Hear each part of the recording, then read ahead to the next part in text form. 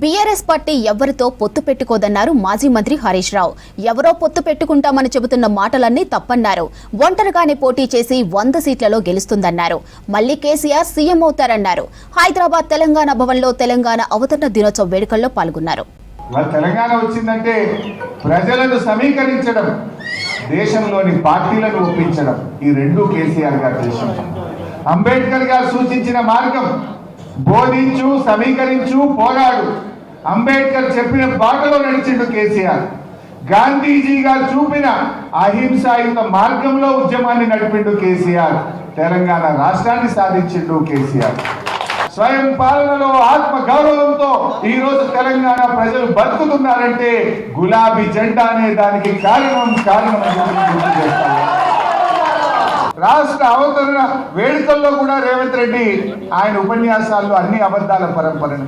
నేను సవాల్ విసురుతున్నా, నువ్వు 21,000 కోట్ల వడ్డీ లేని రుణం ఇచ్చినట్టు జీవో చూపించు, ఆధారం చూపించు, నేను రాజీనామా చేయడానికి సిద్ధంగా ఉన్నా. నువ్వు ఇచ్చింది 21,000 కోట్లు వడ్డీతో కూడిన రుణాలు ఇచ్చినవు తప్ప అక్క చెల్లెలకు వడ్డీ లేని రుణాలు ఇవ్వలేదు. ఆ అక్క చెల్లెలను మోసం చేసినావు నువ్వు. మూసి బాధితుల్ని కాపాడింది ఎవరు? BRS party. నువ్వు హైడ్రా పెట్టి పేదల ఇండ్లు కూలిస్తే ఆ పేదలకు అండగా నిలబడ్డది ఎవరు? BRS party.